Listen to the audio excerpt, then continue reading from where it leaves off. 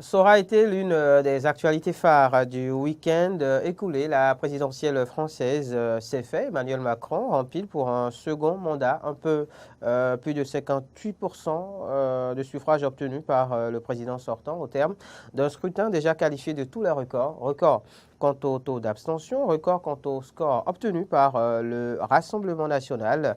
Record vu que c'est la première fois qu'un président est réélu à la tête de la nation française depuis l'avènement du mandat de 5 ans. Alors, comment tout ceci s'explique-t-il? Comment comprendre, comment interpréter? Quels sont les grands enseignements à tirer de cette présidentielle française?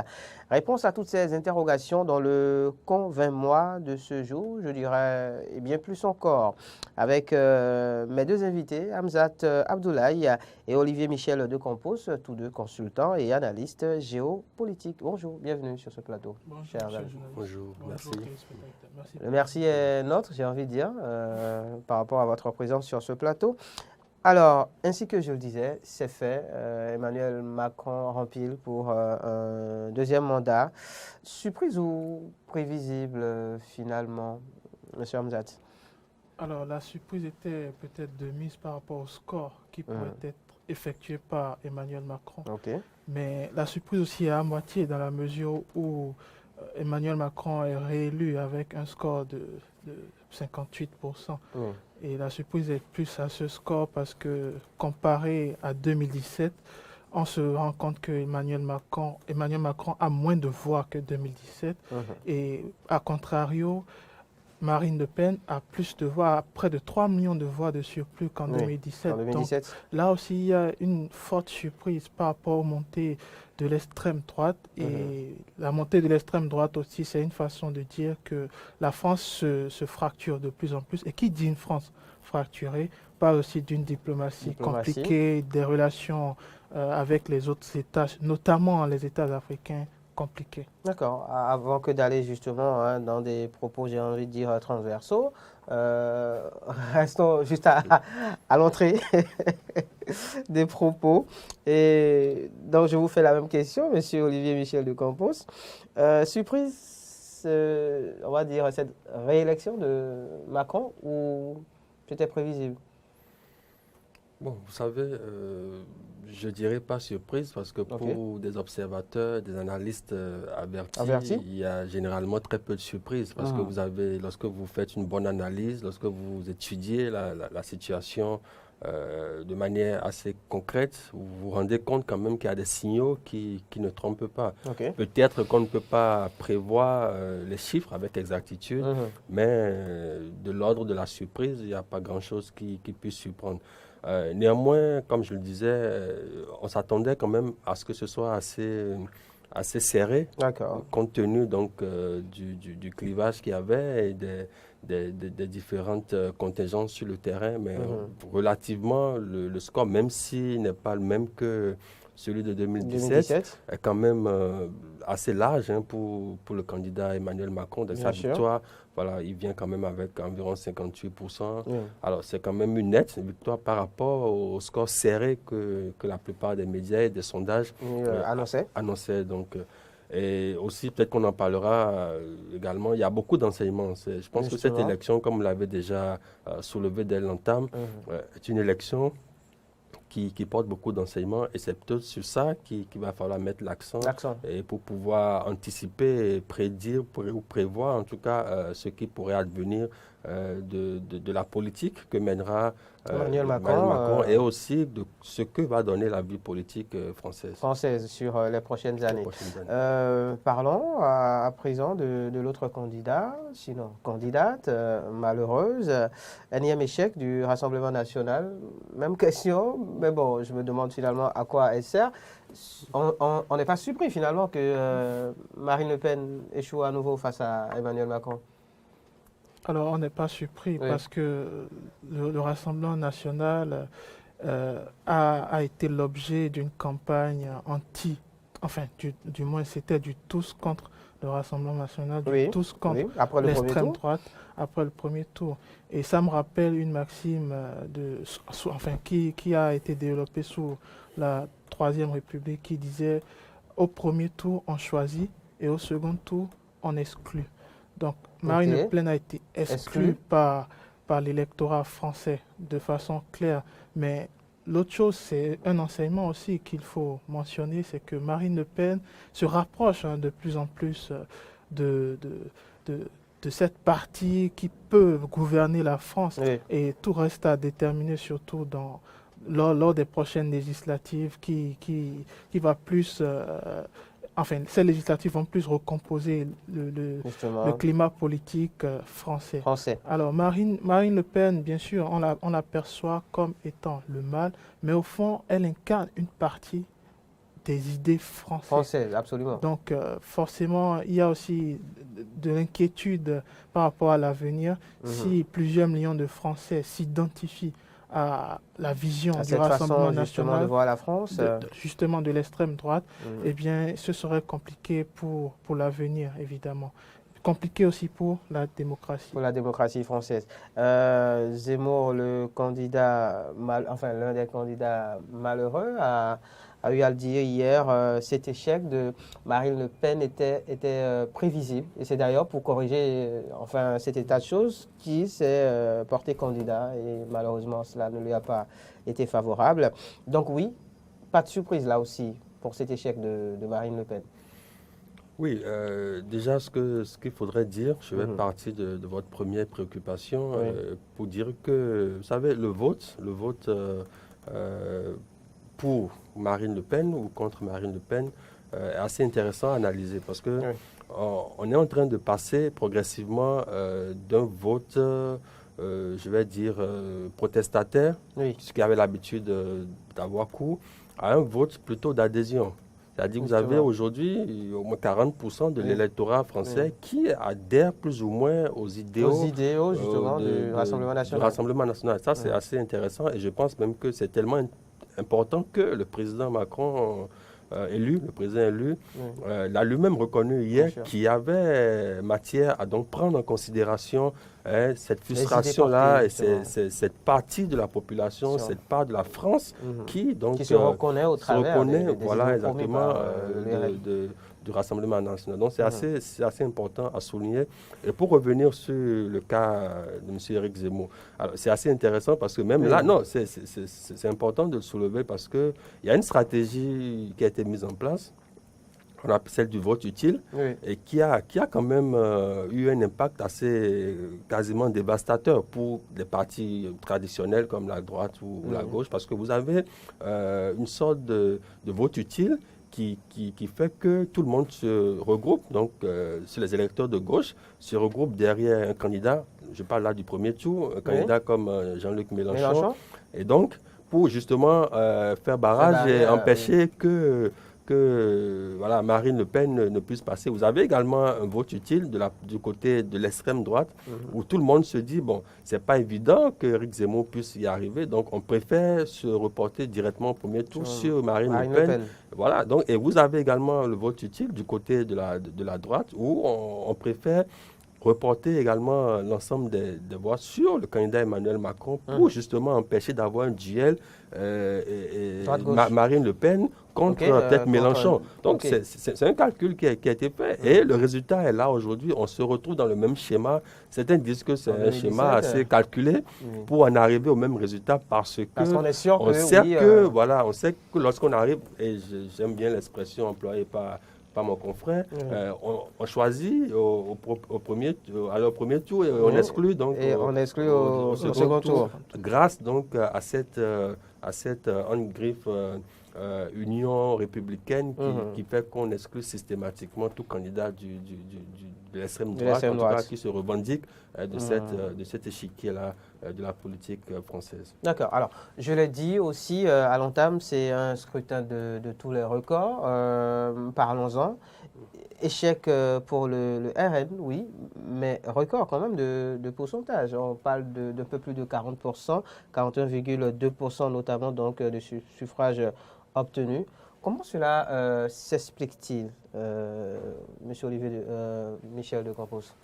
Oui, cela a tout son sens, parce que lorsque vous observez un peu déjà la vie politique française, et c'est ce qu'on n'est pas tombé de nulle part. Il faut observer, il faut prendre la situation depuis un certain nombre d'années, et voir un peu l'évolution de la candidate et la manière dont elle a réussi à changer déjà l'image de son parti, parce qu'on part quand même de loin, on part de très loin, et aujourd'hui on arrive quand même à avoir des scores à cette hauteur-là, c'est assez impressionnant. Donc il faut voir donc, tout ce travail-là qui a été fait déjà sur le parti. Vous voyez comment elle a su écarter son père, écarter également sa nièce, qui était un peu plus radicale, et pour se donner cette image-là, se présenter vraiment comme un produit en griffe qu'on peut acheter et candidat consommable, c'est-à-dire quelque chose qui n'est pas à rejeter, et que la France peut véritablement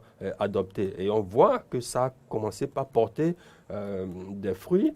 On ne sait pas peut-être ce qui sera l'avenir politique de Mme Marine Le Pen, mais il est évident qu'il y a de plus en plus de Français qui se reconnaissent dans le message qu'elle est en train de vouloir porter. Ça veut dire donc qu'il y a un véritable problème, une fracture sociale de plus en plus importante dans le pays. Et ça me fait penser à ce qui s'est passé récemment aux États-Unis, où vous avez, c'est assez intéressant de le souligner, vous avez des présidents ou des candidats, pas des présidents, des candidats qui perdent l'élection, mais avec des scores qui dépassent même ce qu'ils avaient l'habitude de faire. Donc, c'est assez intéressant. Vous avez Donald Trump à l'époque qui avait perdu l'élection en faisant 12 millions à peu près de voix supplémentaires.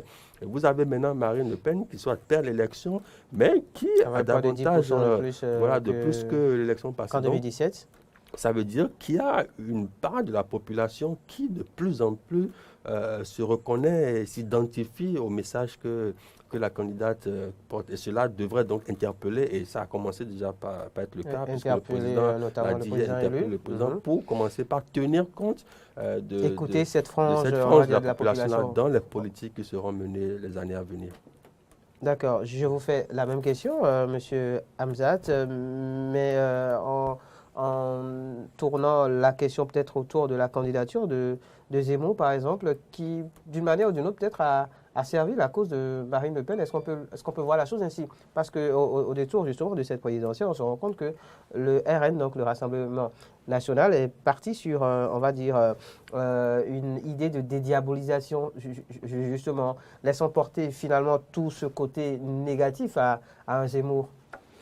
Alors, c'est difficile à voir uniquement sous cet angle, parce qu'à la base, après le premier tour, on a tous vu que le candidat, enfin l'ex-candidat Zemmour finalement, a demandé à ce qu'il y ait un report. Exactement, à ce qu'il y ait un report de voix pour Marine Le Pen. Oui. Et le discours change juste après les résultats, où on voit un Zemmour très offensif, et en même temps qu'il lance un appel quand même exactement au rassemblement. À ses électeurs pour faire un choix autre que le Rassemblement national. Et il le dit aussi d'une façon spécifique et claire, Marine Le Pen ne pourra pas être une alternative dans le long terme.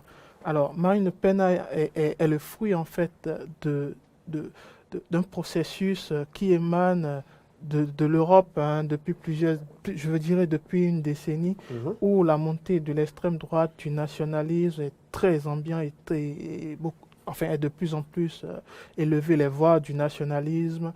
Et Marine Le Pen porte cette voix. Donc, cette voix n'est pas anodine en France uniquement, parce que ça vient aussi, c'est aussi présent dans pas mal de pays européens, notamment l'Angleterre, où on l'a vu avec le Brexit et l'élection de Boris Johnson en tant que Premier ministre, qui est quand même un Premier ministre clivant. Et si on repart aussi du côté des États-Unis, on se rend compte aussi qu'on a eu un Donald Trump. Et malgré son échec aux élections, eh bien, cela n'a pas pour autant éliminé la montée des nationalistes, des conservateurs aux États-Unis. Donc Marine Le Pen est plus dans cette dynamique, et je crois que ça explique aussi ces 3 millions supplémentaires par rapport à 2017. Mais ce n'est pas suffisant, parce que dans l'analyse aussi, il faudrait aussi ajouter certains paramètres qui n'apparaissent pas forcément dans le débat. Il s'agit par exemple de ceux qui ne se reconnaissent pas du tout en Macron, par exemple, qui ont été obligés de voter Marine Le Pen. Un vote par défaut. Voilà, justement. Donc, ne se reconnaissant pas en Marine Le Pen, pardon, en Emmanuel Macron, pardon, oui. Ils ont reporté leur voix à Marine exclusif. Le Pen. C'est un vote qui exclut, forcément. Et ça aussi, ça pose la question de savoir, est-ce que nous ne sommes pas arrivés un peu à la limite du modèle de la démocratie, de nos États? Et ça pose un problème très important pour l'avenir. Pour parler justement, sinon pour faire le lien avec cette interrogation, liée à la limite finalement du modèle de démocratie, on va dire emprunté ici et là dans le monde, l'autre record justement lié à cette présidentielle française est celui du taux d'abstention. On est autour quand même de presque 30%, 28% quand même, taux d'abstention. C'est comment comprendre? Comment cela peut-il s'expliquer, selon vous? Alors, déjà, cela dénote d'une évolution, puisque en 2017, on était déjà à 25%, oui. Et là, on passe à 28%. Et cela s'explique par l'état dans lequel se trouve la vie politique française actuellement. Et c'est là tout l'enjeu et toute la problématique même du second mandat confié à Macron peut-être? Non, okay. De l'élection même, de cette élection même dans son ensemble, parce que vous êtes en face d'une élection où les candidats qui sont proposés ne répondent pas forcément aux aspirations d'une certaine part de la population qui se retrouve... Pratiquement le tiers de la population. Le tiers, ça fait le tiers. Ça fait pratiquement le tiers de la population qui ne se reconnaît pas dans l'un ou l'autre des candidats qui sont proposés lors de l'élection. Ça pose quand même un problème et c'est quelque chose qu'il va falloir adresser vraiment de manière assez importante pour trouver déjà l'alternative, la solution à cette situation. Parce que c'est un danger pour la vie politique même d'avoir autant de personnes, qui s'abstiennent d'abord, oui, à travers l'abstention et même à travers le vote nul, le vote blanc. Donc blanc, ça c'est comme a pu le faire un certain candidat malheureux oui, qui est allé dans son bureau de vote, qui a fait comme s'il allait voter et qui après justement a annulé le vote et a mis le bulletin dans sa poche. Voilà, donc ça pose un problème et c'est dire donc, c'est pas comme le disait mon confrère, c'est pas qu'en France, c'est en toute l'Europe où vous avez cette montée-là des extrêmes, surtout de l'extrême droite, les frustrations des nationalistes qui sont de plus en plus au devant, mais qui revendiquent quelque chose quand même d'assez légitime, d'assez normal, parce que vous êtes dans un système international où les populations, déjà sous le coup de la mondialisation, de l'économie globalisée, qui commence par peser sur certaines économies, sur certaines branches de la population qui ne se retrouvent donc plus dans la marche classique de la politique et de l'économie, donc qui sont exclus. Et quand vous suivez un peu la campagne, le discours de Mme Marine Le Pen, tout au long de la campagne, c'était de dire de redonner aux Français leur argent, de redonner le pouvoir d'achat. Donc le pouvoir d'achat était vraiment au cœur de tous les débats, parce que justement, vous avez une bonne part de la population qui est en difficulté. Et quand vous ajoutez à cela toutes les crises par lesquelles la France, pas la France seule, mais le monde entier, et surtout donc, qui a frappé évidemment la France, est passé ces dernières années. Vous avez la crise des gilets jaunes, vous avez le Covid, aujourd'hui vous avez la guerre en Ukraine qui pose d'énormes soucis aux populations à la base. Donc, et ce sont ceux-là, ces populations, celles-là qui sont vraiment en colère. Parce qu'il faut voir cela comme... Il faut lire cela justement sur le prisme de la colère. De la colère, de la non-adhésion au projet qui est proposé par l'un ou l'autre des candidats. Des candidats, d'accord. Alors, vous évoquiez toutes ces crises-là, justement, liées, que ce soit en France. Alors, les Gilets jaunes, il y a la crise liée, évidemment, à la pandémie de la Covid-19. Il y a aussi cette guerre froide, sinon, troisième guerre, pratiquement, donc, menée par la Russie contre l'Ukraine et finalement une partie de l'Occident. Mais toutes ces tensions n'ont pas empêché quand même le président Emmanuel Macron de rempiler. Et là, on parlait de record, c'est un autre record. Événement ou pas que Emmanuel Macron, justement, soit le premier président en France quand même à être réélu depuis l'avènement, évidemment, donc, du mandat de 5 ans.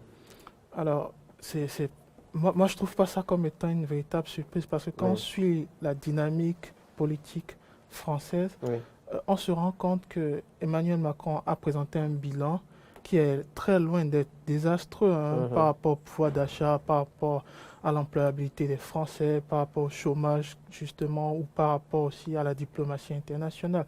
Certes, il a eu plusieurs échecs sur le terrain, notamment en Afrique, comme on l'avait souligné plus tôt, mais globalement, son bilan est quand même potable. Potable ne veut pas dire acceptable, mais potable veut juste dire qu'il était dans une certaine dynamique. Donc, sur le terrain, contrairement à 2007, ou contrairement à 2012, ou contrairement à François Hollande et Nicolas Sarkozy, Emmanuel Macron jouit en fait d'un climat politique favorable. Favorable dans le sens où il n'y a plus forcément, enfin il n'y a plus ni droite, il n'y a plus de droite, il n'y a plus de gauche. Il y a peut-être une présence de la droite et de la gauche, mais cette droite et cette gauche sont affaiblies, sont gravement affaiblis par rapport à 2017 et par rapport à 2012 aussi. Donc, il a bénéficié de ce climat aussi. Et n'ayant pas d'alternative sur l'échiquier politique, les Français et Françaises se sont reportés sur Emmanuel Macron. Donc, ce n'est pas un vote forcément de conviction. Et ce n'est pas une réélection de conviction non plus. Et il l'a senti lors de son allocution hier. Sûr, de son discours, on a pu sentir que... Justement, il n'y avait pas tellement de l'entrain, mais il a même notifié et dit à plusieurs reprises que ce ne sera pas un second mandat en réalité. Ce sera un nouveau mandat sur une nouvelle... Ce ne sera pas une continuité de l'ancien mandat, mais une nouvelle base qu'il va essayer de mettre sur pied en mettant tout le monde autour de la table pour constituer un nouvel échiquier politique français. Ça reste très compliqué à faire parce que quand je me réfère à l'histoire sous Chirac ou sous Mitterrand, ils ont essayé aussi de recomposer le climat politique autour de la gouvernance, mais ça a lamentablement échoué. Donc je ne dis pas que Macron va échouer en essayant de remettre tout le monde, les écolos, la droite aussi avec lui, essayer de faire un consensus politique nationale autour de lui et de son parti. Je ne dis pas que ça va forcément échouer, mais je dis que ça va être très compliqué à réussir à partir du moment où, justement, les têtes d'affiche de la droite veulent aussi se recomposer, veulent aussi renaître de leur cendre et proposer d'autres choses, d'autres alternatives pour les Français, justement. Et si on suit je vais finir mon propos. Si on suit cette base, je peux dire que Macron est chanceux du climat politique hérité sous Hollande, et ensuite chanceux par rapport aux différentes crises que son gouvernement a traversées, et chanceux forcément aussi à cause de son bilan. Chanceux, donc, le président Emmanuel Macron par rapport, on va dire, au climat installé par le président Hollande. Chanceux aussi par rapport à son bilan. Mais un autre record dont on parle peu et qui est en lien évidemment avec le précédent dont on parlait, à savoir Emmanuel Macron qui devient le premier président réélu, c'est quand même, comment dire, ce score obtenu. Alors, victoire tranchée, oui, mais en même temps, l'un des plus mal élus, finalement, de ces dernières années en France. Quand on voit le score obtenu, 58%. Bon, pourquoi est-ce que vous estimez que 58%, même 51%, ce serait mal élu? Puisque ce sont les règles de la démocratie. Oui, mais toujours est-il que les précédents ont obtenu plus que ça. Oui, mais les contextes ne sont pas les mêmes. Il faut quand même le souligner, le soulever. Ce n'est pas les mêmes contextes, ce n'est pas les mêmes acteurs, forcément, et ce n'est pas les mêmes conditions non plus. Mais ce qui est intéressant de... Il a parlé de la question de gravité, justement, qui joue pour beaucoup. Tout à fait, tout à fait. Et ce qui est intéressant d'observer également, c'est que, comme je l'avais déjà dit, les Français, ce dimanche dernier, hier, donc, avaient le choix entre la continuité hein, la continuité avec Emmanuel Macron. Ou la rupture avec Marine Le Pen. C'était ça, en fait, l'enjeu de cette élection-là, de ce second tour, en tout cas, de l'élection, soit continuer avec Emmanuel Macron, peu importe, même s'il dit qu'il veut faire un nouveau mandat. Mais vous savez, ça fait longtemps que le président Emmanuel Macron a promis de changer son mode de gestion, de faire autrement, de changer de méthode. Mais on a vu que dans la pratique, ce n'est pas toujours le cas. Donc, on ne va pas forcément se fier à un miracle à ce niveau-là. Donc, il y avait une politique soit de continuité, en tout cas dans les grandes lignes. Et de l'autre côté, il y avait la rupture. Moi, je dis rupture, ce n'est pas du tout dans le sens péjoratif. C'est juste pour dire, table rase, on change carrément de fusil d'épaule et on va voir autre chose. Donc, c'est peut-être cette peur de l'inconnu-là, parce que lorsque vous avez une candidate comme Marine Le Pen qui vient au pouvoir, vous êtes sûr que ce soit au niveau interne ou au niveau de la politique étrangère de la France, il y a beaucoup de choses qui vont changer. La question de l'Europe, par exemple. Évidemment, la question de l'Europe, même si son discours a évolué, elle est passée de la sortie de l'Union européenne à la réformation, à la transformation. Donc, mais forcément, vous avez beaucoup de choses qui vont forcément changer. Et puis, peut-être les Français n'étaient pas forcément prêts à cette transition-là. Et donc, lorsque vous mettez cela en perspective avec le contexte international actuel, c'est-à-dire la crise, les différentes crises qui ont émaillé le mandat du président. Je dirais à ce propos-là que le président Macron a peut-être eu la malchance ou la bonne fortune d'avoir traversé toutes ces crises-là, depuis la crise sociale des Gilets jaunes, le Covid-19 qui est arrivé, jusqu'à aujourd'hui la crise ukrainienne. Donc, on peut se dire que les Français ont estimé que l'homme ayant déjà fait ses preuves, et étant toujours dans la situation, était peut-être le plus à même justement de pouvoir faire face à cela, plutôt que de changer radicalement de ligne de conduite pour se retrouver peut-être dans une situation qu'on ne maîtrise pas forcément. Et vous savez également, il y a l'expérience des autres aussi qui compte. Lorsque vous référez un peu à ce qui s'est passé aux États-Unis, où les Français se disent attention, si jamais on s'orientait peut-être vers l'extrême droite, ou en tout cas vers même si elle ne se revendique plus de l'extrême droite forcément, on risque de se retrouver dans des situations assez compliquées sur le plan de notre image à l'international, ou même certain nombre même européenne, et certain nombre de plans également. Donc il y a cet élément-là qui pourrait expliquer un certain nombre de scores ou finalement de records comme on a pu enregistrer, et donc observé, qui fait qu'Emmanuel Macron reste quand même l'un des plus mal élus. Non, bon, ça c'est... ces dernières années. Et si vous permettez, j'ajoute un point. Il y a quelque chose également qui est assez intéressant lorsqu'on observe aujourd'hui l'échiquier politique, la classe politique française. C'est assez intéressant parce qu'aujourd'hui, on estime que la droite et la gauche ont quasiment disparu. Mais lorsque vous observez, vous remarquez qu'il y a deux niveaux. Il y a le niveau local et le niveau national. Aujourd'hui, vous avez un candidat comme Emmanuel Macron avec son mouvement La République en marche, qui, au niveau national, est assez représentatif avec le Rassemblement national également, mais qui, au niveau local, n'ont pas forcément la même assise. La plupart des régions, des départements et des localités sont aux mains soit du Parti socialiste ou des Républicains. Donc, vous avez ces deux niveaux-là, local et national, qui ne reflètent pas forcément ce qui est en train de se passer aujourd'hui. Donc, il y a forcément une recomposition de la classe politique française qui va devoir advenir, puisque aujourd'hui, vous entendez, la plupart des candidats sont en train déjà de penser au troisième tour, comme il le dit. Bien sûr, le troisième tour, pour ce qui est des législatives. Les législatives qui viennent. Donc là se trouve donc l'enjeu de tout ce qui est en train de se passer aujourd'hui, c'est de voir maintenant comment va se passer les mois à venir et comment est-ce que le président Macron va pouvoir gouverner le pays avec un aussi fort clivage et une aussi forte opposition, que ce soit de l'extrême gauche ou même de l'extrême droite. Comment est-ce qu'il va pouvoir effectivement arriver à gouverner? Le tremplin est tout trouvé. Justement, vous avez abordé la question du troisième tour, comme la plupart des candidats ont pu le dire hier, donc après les résultats, puisqu'il va falloir attendre, je crois, dans 2 jours pour une proclamation officielle. Les législatives donc, qui doivent se tenir en mai prochain.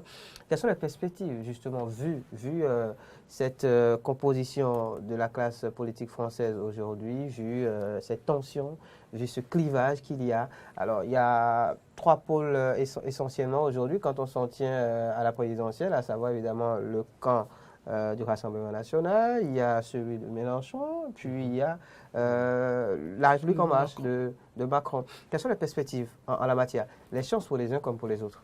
Bien malin celui qui pourra nous le dire, parce que le chemin reste très long. Très long. C'est vrai, on a face à nous des scores qui reflètent plus ou moins la portée de l'idéologie des Français actuellement ou la portée de leur choix politique actuel. Mais cela ne veut pas autant rien dire parce que si on se réfère au passé, les précédentes élections présidentielles ont donné suite aussi à des scores aux élections législatives qui sont diamétralement opposés. Voilà. Donc le chemin reste bien long. Toutefois, il est important de souligner que la France insoumise bénéficie en fait en tout cas d'un vote que moi j'appelle un vote d'estime en même temps, parce que c'est aussi en même temps un vote utile. La France insoumise donc de Mélenchon bénéficie de ces électeurs-là. Qui d'ailleurs se voit déjà comme le prochain Premier ministre. Oui, et là ça risque aussi de rendre plus complexe les plans d'Emmanuel Macron d'aller jusqu'au bout, parce que là il va falloir faire une cohabitation. Et quand on se réfère aussi au passé français, la cohabitation n'a pas forcément donné de bonnes solutions aux Français. C'était souvent un clivage gouvernement, chef du gouvernement contre chef de l'État, et finalement à l'Assemblée, le vote des lois, c'est très difficile. Donc l'objectif de Macron, évidemment, c'est de remporter ces législatives pour avoir la majorité. Il n'y a pas de réforme qui passe sans une majorité à l'Assemblée, clairement. Donc il va batailler très dur pour conserver cette majorité qu'il avait, conserver ensuite cette majorité pour que ces différentes réformes, notamment sur le pouvoir d'achat qu'il veut mener, sur le chômage aussi qu'il veut améliorer, qui n'est pas mal quand même, 7%, c'est un record aussi, qu'il veut améliorer, et le quotidien des Français qui veut continuer à améliorer en faisant moins peser la fiscalité et les impôts sur leur quotidien. Donc oui, il a du chemin à faire. Quant au Rassemblement national de Marine Le Pen, toute la question est là, parce que durant les différentes élections législatives, que ce soit le Rassemblement national ou l'ex-Front national, ils n'ont pas réussi à avoir un bloc représentatif assez solide à l'Assemblée nationale. Et ça continue. Peut-être cette fois-ci, ça sera le cas, mais je doute, puisque la montée d'Éric Zemmour aussi... Justement, Zemmour d'ailleurs qui a appelé justement à une unité d'action, à une unité d'action justement de la droite pour pouvoir réellement impacter sur... Et ça, il ne l'aura jamais, parce que je vois mal les Républicains... Je pense que, comme je disais, il y a une recomposition de la classe politique qui doit s'opérer. Et à ce stade-là, c'est difficile de le dire parce qu'on ne sait pas les motivations qui ont poussé les électeurs à choisir l'un ou l'autre des candidats aujourd'hui. Parce que les 58% d'Emmanuel Macron aujourd'hui ne sont pas forcément 58% d'adhésion à son programme. Comme on a pu le reconnaître d'ailleurs. Comme on a pu le reconnaître, beaucoup ont voté pour lui par défaut, pour ne pas voter pour le candidat d'en face. On ne sait pas trop quelle sera la stratégie, en tout cas ce que vont faire les électeurs au niveau législatif, en juin prochain, qui est déjà pas si loin que ça, c'est dans quelques semaines. C'est déjà donc. Mais moi je pense que à ce stade, celui qui s'en sort plus ou moins le plus à l'aise, c'est le candidat Jean-Luc Mélenchon avec son score et également la dynamique dans laquelle il se trouve aujourd'hui. pourrait véritablement faire basculer la balance, en tout cas de son côté. En de tout son cas, côté. obtenir davantage que ce qu'il a l'habitude d'avoir. Revenons sur le continent. Pour finir, très rapidement, quels sont les impacts possibles de cette réélection du président Macron sur les relations France-Afrique? Est-ce qu'il n'y a pas un risque finalement on va dire, de renchérissement de ce sentiment anti-français qu'on a pu noter sur ces dernières années? En 2-3 mots, pour finir, oui. Oui, c'est inéluctable, oui. Parce que la fin du mandat de Macron a vu plusieurs États, en tout cas plusieurs populations de certains États africains, notamment ces États-là, sortis dans les rues contre la France et contre la politique française surtout.